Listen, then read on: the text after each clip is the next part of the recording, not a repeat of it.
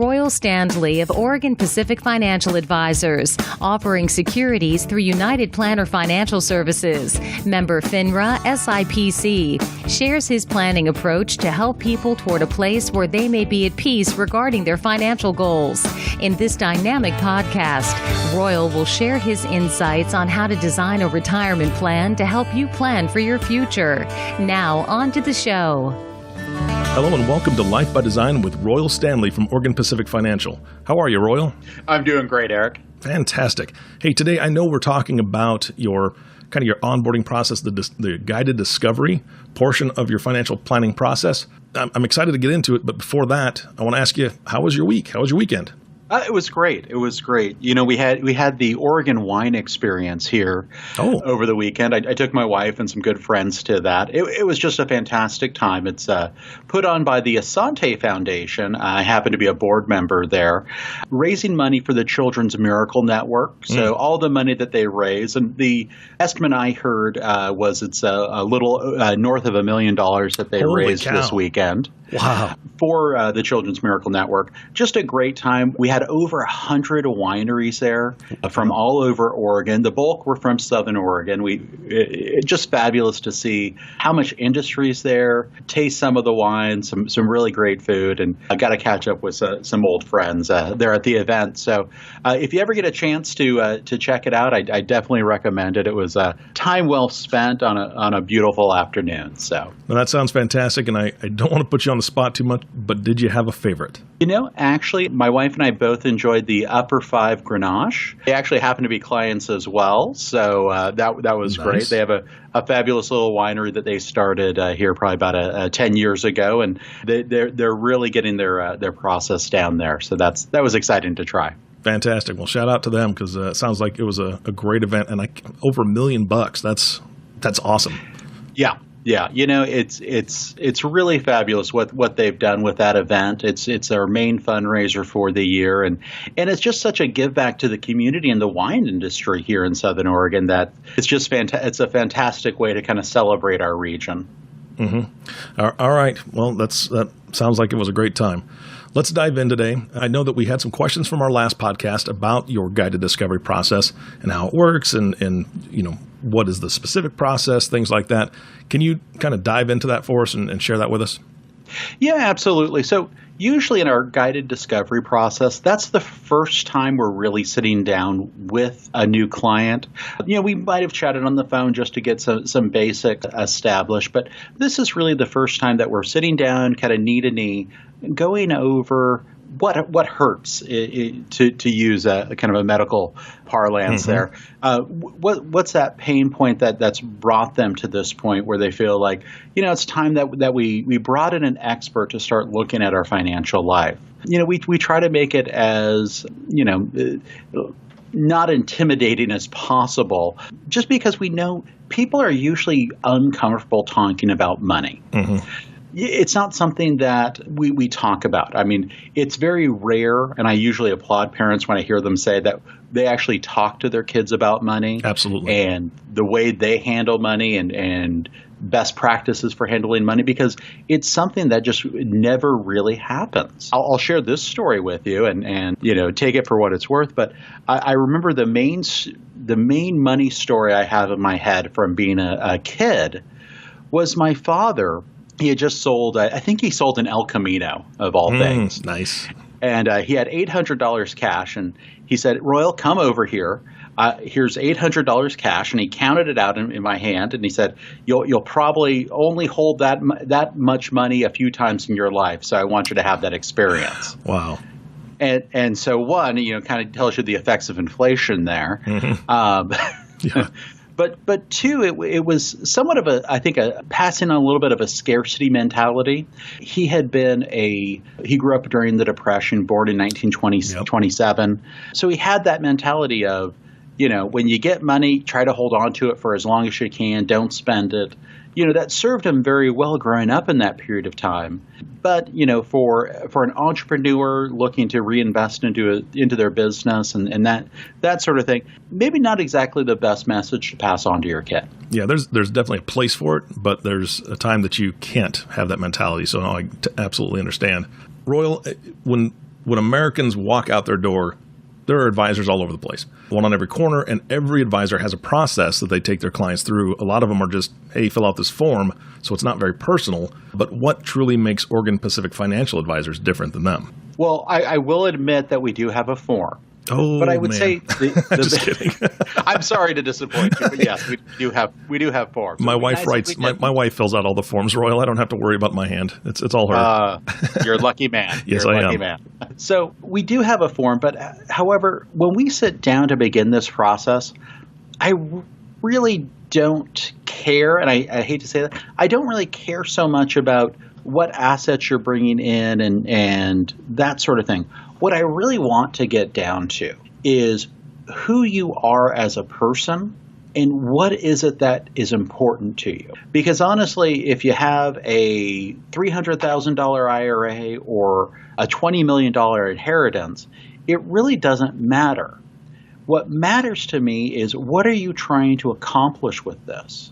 Is it, trying to protect your family? Is it taking care of the things that are important in your life? Is it creating experiences in your life that you want to share with your loved ones? That's really what our whole process is built around, is how do we find out what it is that makes you tick? And it's really interesting. Well, I'll sit down with a client and they'll start fishing out that dreaded questionnaire or paperwork or the statements we ask them to bring in, and they'll want me to look at it. And I really try not to look at it until I get to the point where I just have to, because there's specifics that we need to start looking at. What I really want to kind of gather from them is who are you? What brought you to this point? Who are the people in your life that you care about? And what are the things in your life that you care about? That really defines what that guided discovery process is all about. And until we kind of figure out what brought them to this point and what things they're trying to accomplish here, all the other numbers and facts and figures and what their allocation to large cap growth is just doesn't matter until we really find out kind of what they're living for, not just their investable assets. Royal, you and I could sit across the table, or hopefully more comfortable chairs, and just sit for hours and talk over a bottle of wine. I'd have no problem with that because I'm very outgoing. I'm an open book, but not everybody is like that. And so some of these questions may feel a little personal. And what do you want to know about my kids? And why do you want to know, about my religious affiliation or the charities that I like or things like that? What's the point, I guess, or why should they be sharing this information with you? Well, that's a great question.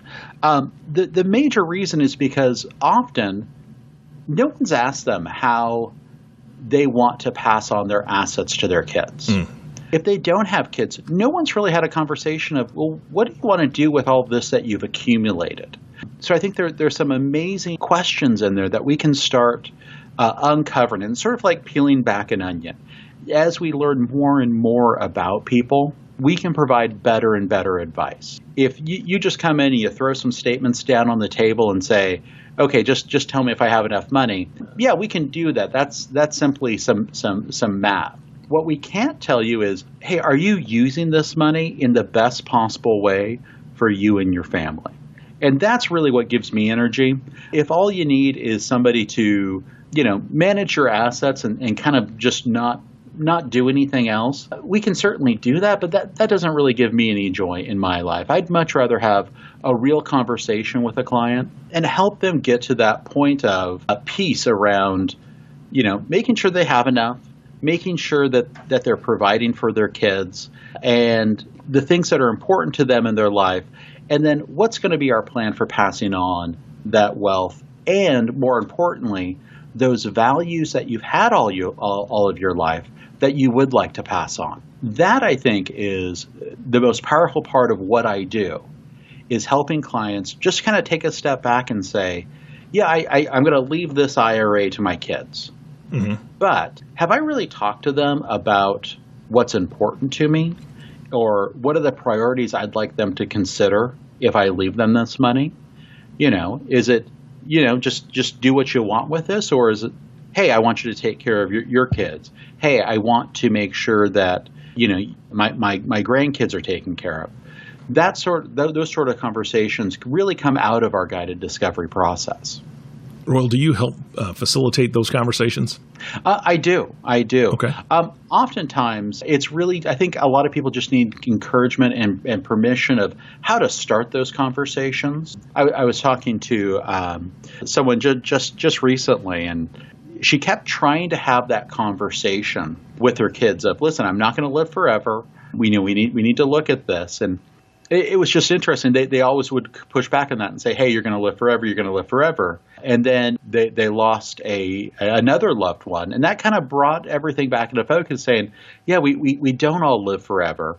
And if we don't have these conversations early enough, we might never get a chance to. So just kind of being that advocate for an open line of communication with families brings a lot there. And I can help kind of guide a client through that process of bringing up those conversations, and even kind of bringing them in to say, hey, this is what your mom or dad wants to do with the money they've accumulated, and this is how you fit into that. How do you feel about that? Mm-hmm. And walk them through all that. Gotcha. And one other thing is we'll often do multi-generational meetings, so where we'll have mom and dad and the kids come in for that meeting to kind of go over things, to kind of explain, hey, what's going to happen when mom and dad pass on? Oftentimes, this will be just a way of getting to know all the parties that are involved, mm-hmm. and hopefully be able on kind of neutral ground to talk about these highly emotional subjects. Absolutely. Of what's going to happen to mom and dad's wealth.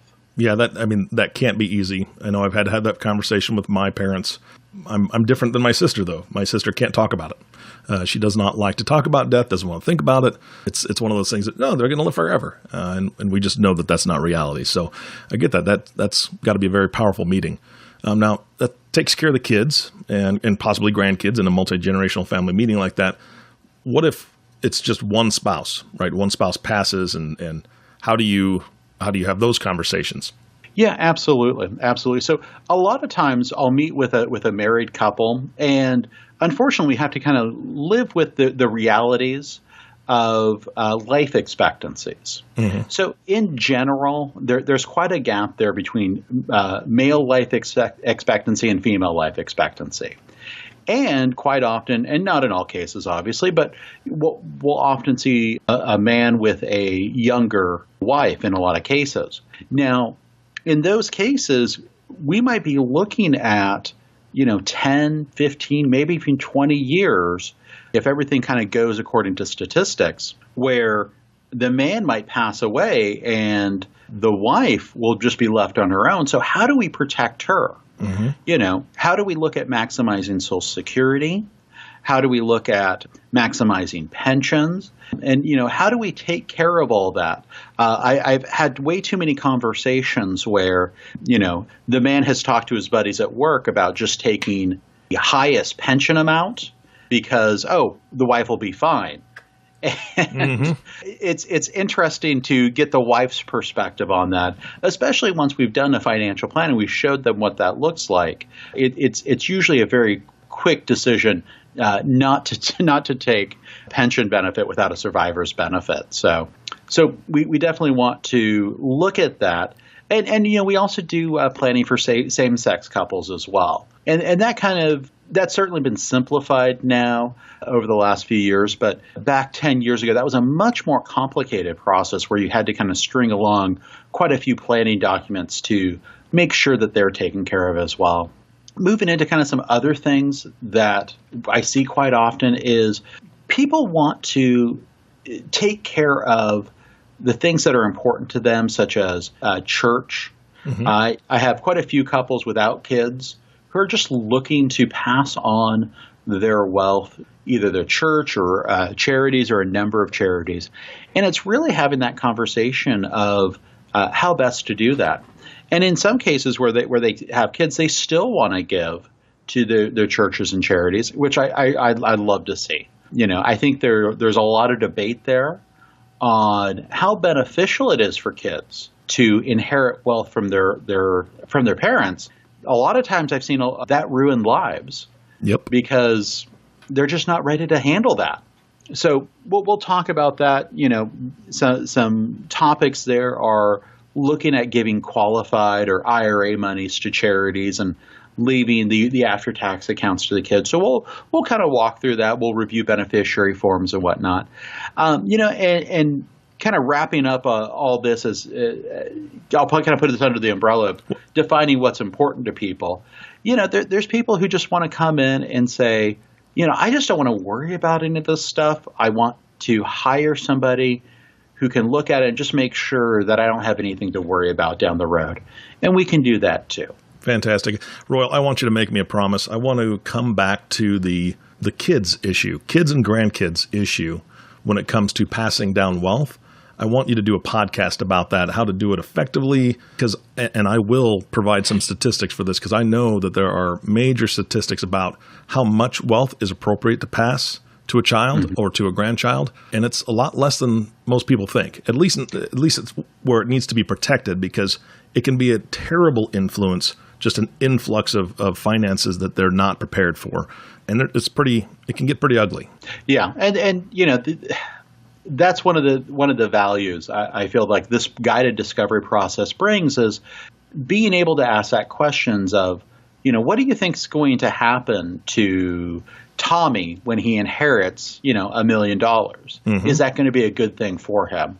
Or should we be looking at another solution? So I think that's a great idea. I'd love to come back to that topic. Yeah, absolutely, because it really, truly is the planning portion of your discovery process, because I can tell you right now, if I were to kick it tomorrow, I don't know if I would want my son to inherit $2 million, which he won't because I don't have that.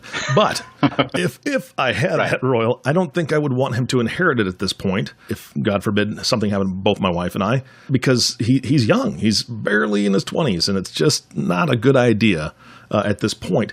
But if I have something in writing now, and I don't pass for 20, 30, 40 years from now, everything can change, right? So I think that's a huge piece of it. We want to plan, hopefully 30 years down the road when I pass, what does that look like? How does the money get passed at that point? That's completely different than what happens if it happens tomorrow. So I'm sure it's just an ongoing process, and that's part of your annual review process and all those other things that you do with your clients. Absolutely. Fantastic. Yeah. Kind of wrapping up all that, then we get down to why are they really here? Mm-hmm. Because people don't just wander into a financial planning office and just sit down and go, what do you guys do here? You'd love that, right? We need a barker, right? Somebody on the sidewalk, get them in there? Exactly. All right. Exactly. Just passing out flyers, flipping a sign. Flipping the sign, yes. Flipping a sign. Fantastic. Yep. But usually something brought them in. It's usually they're getting closer to retirement. Maybe they just had an inheritance event. Maybe they just kind of started to not be able to sleep because they know there's things that they need to be doing that they haven't been. Mm-hmm. So we want to get into the meat of that because that's what we want to solve along with all these other issues while we're going through the planning process. So we'll dive into that, and everybody comes in with a slightly different bent of what they'd like to fix, for lack of a better word. So at that point, that's really where we'll start getting into all the documentation we ask clients to bring in. Mm-hmm. That's going to be the questionnaires, their current investment statements, and then their taxes. We want to look over the taxes because that's really the historical document of how much money have you made? How much interest, dividends are your investments throwing off? Are you having to take out required minimum distributions? And wrapping the taxes around all these conversations, I just feel like is extremely important. And I feel it's one of the most overlooked areas that financial planners have is they don't spend enough time looking at the taxes to really get into what they recommend and how that's going to affect those taxes. One thing I hear a lot is that financial advisors, they want to help their client at all these aspects and service them in all these different areas of their life. But one hurdle seems to be that clients, they may have investments someplace else that they don't necessarily want to tell the financial advisor about. And I've told people this time and time again, you've got to bring everything to the table because with the tremendous process that you take them through, you have to know where everything's at so it all works together. Do you experience that there's some hesitation there? Yeah, Absolutely, absolutely. But if you're coming to see a financial planner and you want them to really give you an unbiased look at kind of everything that's going on in your financial life, we have to have all the facts. Yep. If we don't know that you have a inherited IRA over here throwing off a whole bunch of income. Yeah, absolutely. That's a big difference. Yeah. Yeah. We need to know all the facts to give you the best plan possible. So when we build a financial plan, we really try to build it with the idea of you could take this financial plan back to your current advisor and have him implement it and show it to him and say, okay, this is what our financial planner recommended. Now, oftentimes people don't have that relationship, so we'll end up helping them with the investment implementation as well. But when we build a financial plan like that, we really want people to kind of take it away and be able to implement it anywhere they want. That's great. So really at this point, usually I would say 80, 90% of our clients have that retirement focus as the reason they brought them in. So then it's diving into what retirement looks like for them. What do they want to accomplish? What's important to them? It always terrifies me where I have somebody who's been successful, worked for 35, 40 years, and says, hey, I'm going to retire next year, and they can't answer this simple question. Well, what are you going to do once you retire? Exactly. So if you can't answer that question, I'm not saying you can't retire, but you should really kind of take a step back before you do to kind of plan out what it is that you're looking for in retirement. Is it simply just not having to go to work? And especially with men, and I don't want to be stereotypical. Go ahead. Here, Come on, bring it. Bring it. We put so much of our identity into work and who we are at work that once that disappears in retirement, it can be very tough on people. It can be very tough to kind of defining, okay, well, I used to be important. Now, now it's changed quite a bit. Now I'm just one other guy at the golf course or one other guy at the country club. So, yeah, and that's the other thing. Oh, I'm going to golf. I'm just going to golf. Well, there is winter in a lot of areas of the country, and it's really hard to see a white golf ball under 2 inches, 3 inches, 5 inches of snow. So you've got to have something else to do.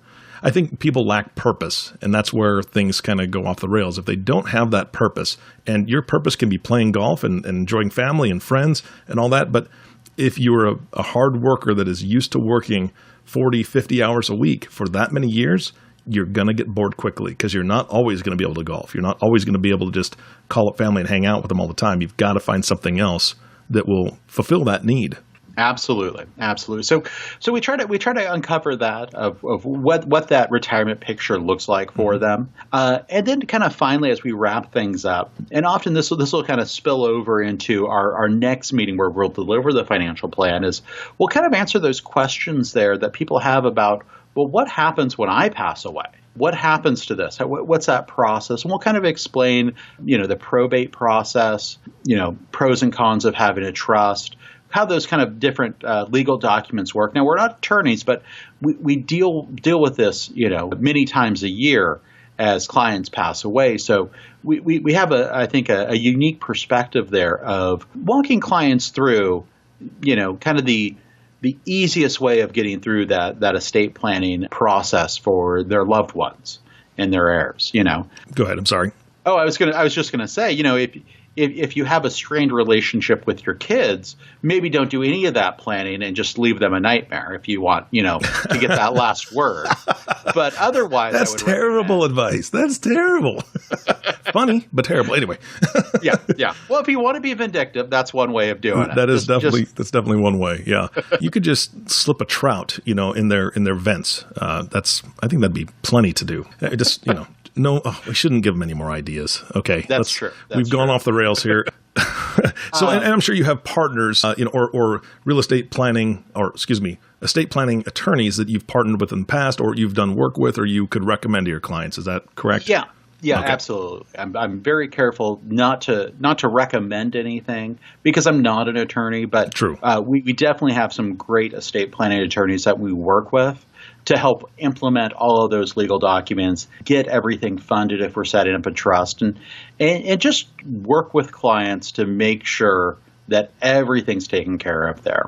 The other thing I'll bring up occasionally, especially when going back to kind of kids and that worry about, well, how is my child going to handle inheriting this money, is we'll also talk a little bit about maybe doing a pre-inheritance event. All right. And that's really where, and you can do this with your kids, you can do it with charities, but it's basically where you say, hey, I'm going to give you a sum of money. It doesn't have to be, extreme, but it should be enough. And just say, hey, I want to see what you do with it. I want to see how long it takes you to buy a new car. I want to see how long it takes you to, invest it. How long it takes you to book a vacation to Disneyland. Yeah, no because kidding. Everybody handles it a little bit differently. Mm-hmm. Interesting. Royal, you've given us a great in-depth view of your guided discovery portion of your financial planning process, but we're running out of time. So what are we doing for the next podcast? Give us a teaser.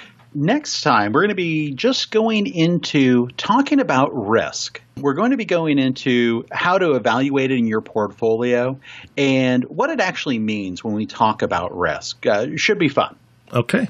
All right. So not the board game. Not the board game. No. Okay. Well, yeah, we can. I'm sure we can slip a thing in there too about some strategies, something. Absolutely. All right. Absolutely. Do you have any closing thoughts for us today? Yeah, I just want to kind of just wrap everything up and just kind of invite people to check out our website, check out our process that includes that guided discovery. And if it feels like it's something that might be valuable, give us a call. We can maybe look at setting up some time to walk you through that process and help you kind of define what those things are that are most important to you. Nice. It is a conversation that you need to have, and there's no better guy to have it with than Royal. So please get in there and do that. If you have not subscribed to the podcast yet, please click the subscribe now button below. This way, when Royal comes out with a new podcast, it'll show up directly on your listening device, which makes it incredibly easy to share with your friends and family, which is a great way to kind of segue into this conversation. If you have parents that you want to have the conversation with and you don't know how to approach it, hey, tell them, hey, I listened to this great podcast the other day. Set them up, show them how to get the podcast on their phone or their computer or whatever, so they can hear it and understand the importance of having those meetings and kind of give them that little hint, if you will. For everyone at Oregon Pacific Financial Advisors, this is Eric Johnson reminding you to live your best day every day. We'll see you next time. Thank you for listening to the Life by Design podcast. Click the subscribe button below to be notified when new episodes become available.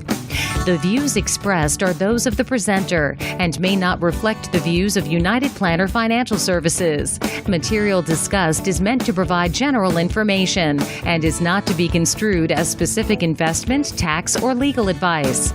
Individual needs vary and require consideration of your unique objectives and financial situation. Always seek the advice of your financial advisor or other qualified financial service provider with any questions you may have regarding your investment planning. Advisory services offered through Oregon Pacific Financial Advisors, Inc. Securities offered through United Planner Financial Services of America, member FINRA and SIPC. Oregon Pacific Financial Advisors, Inc. and United Planners Financial Services are independent companies.